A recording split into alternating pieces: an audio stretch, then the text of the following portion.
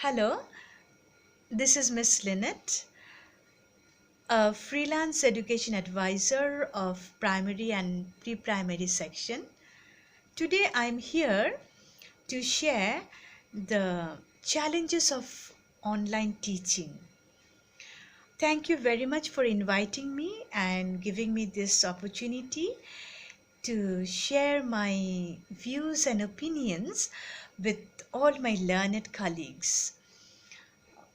I'm sure those who are viewing this program today, all the teachers and educators, they know about this topic far better than what I'm going to share today. To me, online teaching itself is a challenge. Why? Because the time we have started online teaching in our country, we did not know anything about it. We did not know which techniques or which methodologies we should apply for this online teaching. We did not know how to handle the situation. We were not accustomed to this system. Gradually, we got accustomed to it, and I think now more or less um, online teaching is going on smoothly. But then again, there are many underlying issues which need to be considered very seriously, like how many teachers and the families of the students are having the facilities for online education, for online learning, for online teaching. It's a big question. Because you see, for online teaching, at least we should have one smartphone or one laptop. And of course, an internet connection. How many teachers and the students can afford these facilities? How many schools can provide these facilities?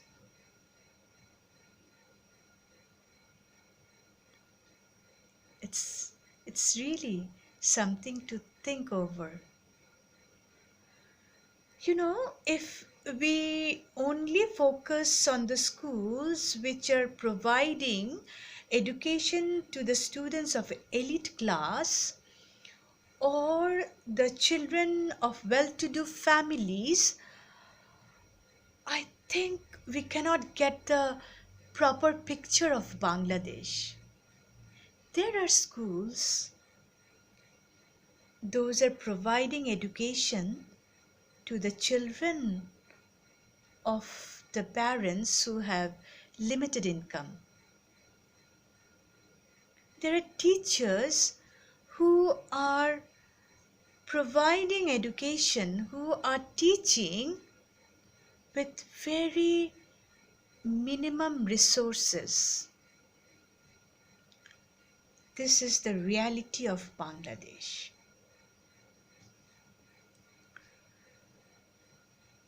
And you know, teaching is for students' learning. If we cannot ensure the learning, teaching does not have any value. It does not have any meaning. So, now if you look into the reality of the students who cannot avail smartphones, who cannot have the internet facilities, the teachers who cannot afford smartphone or internet facilities, how online teaching would be implemented in that group. It is a big challenge, right? Well, we assume that more or less the families have TVs, right? Televisions. All the families in Bangladesh have televisions, or maybe in the community they could have one. Uh, Many schools are providing online teaching through social medias like Facebook, and some TV channels are also arranging online education. But those are focused only for NCTB curriculum. So the students who are following NCTB curriculum, it is easier for them to achieve, to acquire the knowledge from the television, or from by using very limited MB from Facebook, from any other schools. If their school is not providing even online education, they can get it from anywhere, because their curriculum is same, their syllabuses are same, the topics that are being taught through the through some social medias, that goes with their syllabus, so they can proceed. But the problem is with English medium schools of the middle class level or bottom level. So you know they cannot get their study materials from the schools, from the teachers, because many of the schools are closed. Many of the schools cannot provide online teaching. In such case, these students are lagging behind, right? And the schools which are providing online teaching, they are doing it in a closed group with the limited number of students of their own schools. So the students of other schools cannot reach to their teaching. You see? Also, another problem, the English medium schools, they follow international curriculum. And international curriculum varies from school to school. If some schools, they follow one curriculum, as for example, um, Cambridge curriculum, you will see that different schools are following different sets of books, and also they are proceeding with the curriculum in different manner, in different um, strategies which do not match with one school to another school. So in such case, it is really difficult to reach to the students through online teaching properly. Also, uh, those who are providing online teaching, how many of them have Wi-Fi at home? They need to rely on MB datas for preparing teaching materials, for preparing teaching documents. It really takes a lot of data.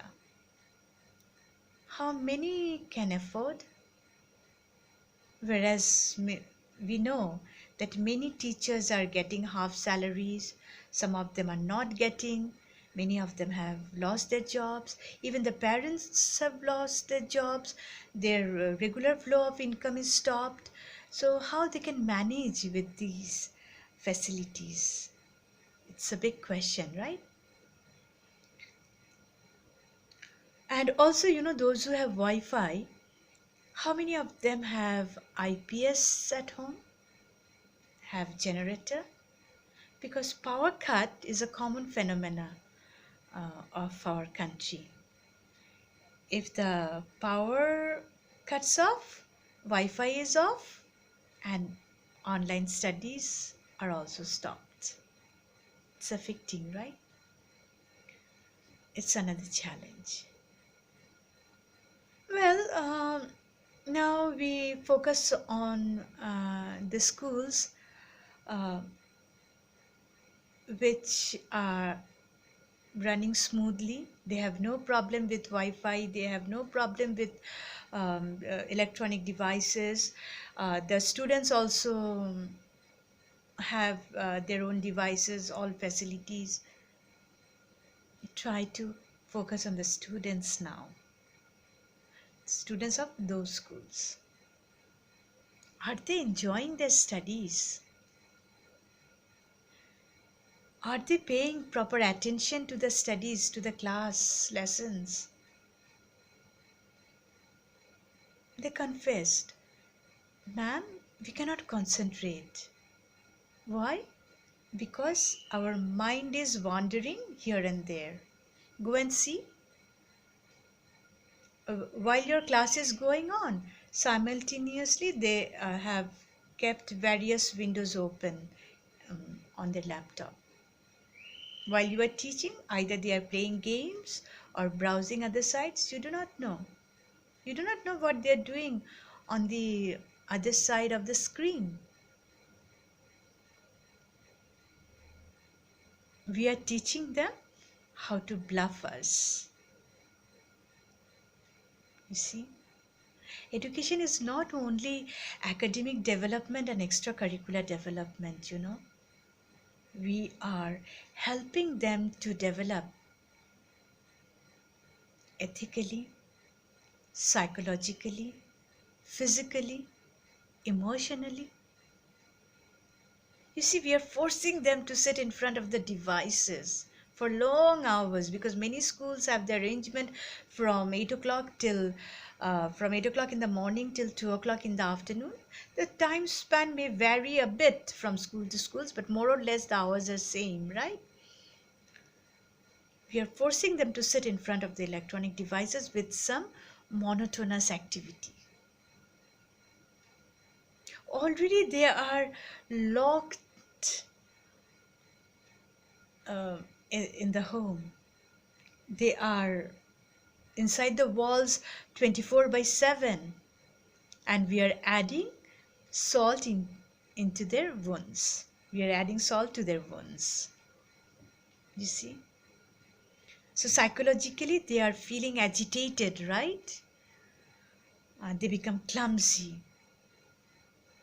And sitting in front of electronic devices for long hours, is it healthy for them? You see, not only for school hours, we are giving them homework, we are giving them assignments, and again, after they are finished with school hours, they are sitting with the computers, with the mobiles for 2 or 3 hours with the studies. How do they feel? Are they feeling connected with the studies, with the teachers? We need to think all these issues, and we need to find out the ways how we can make the studies, how we can make online teaching more interesting, more effective, and acceptable by the students. They will feel interested for the studies. So these are the thing, right? And you see, few months ago we restricted the usage of electronic devices, right?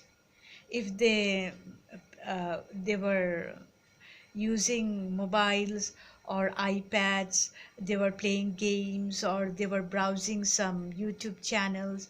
We stopped them, we scolded them.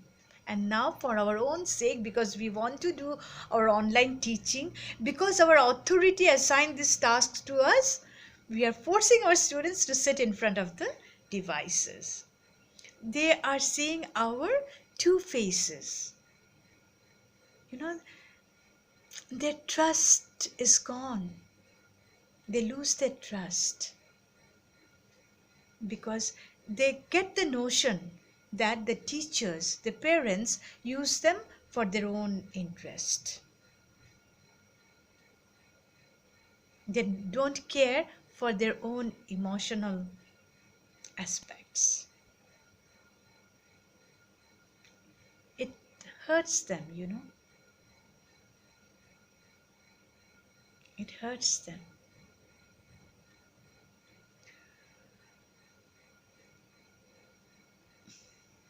Actually, you know, uh, we need to think some effective ways.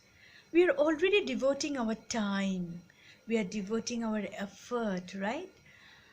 uh, why don't we think a bit more and make it a bit interesting? I know all of you have ideas. Please share with your authority. I know sometimes we are scared, no, to face the authorities with such issues because of the practical matters, because our job could be threatened, right? But then again, for the betterment of a big group of people, please be courageous.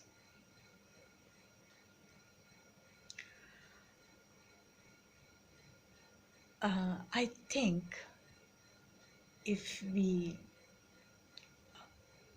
come forward together, we can overcome the challenges of online teaching very easily, and we can reach to our students effectively.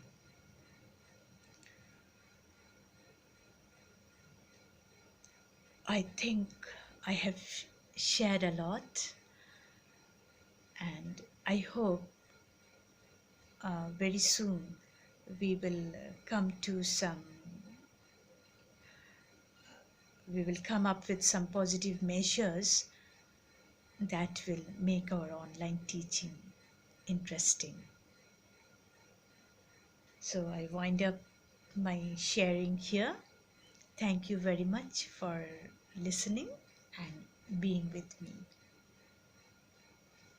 Thank you.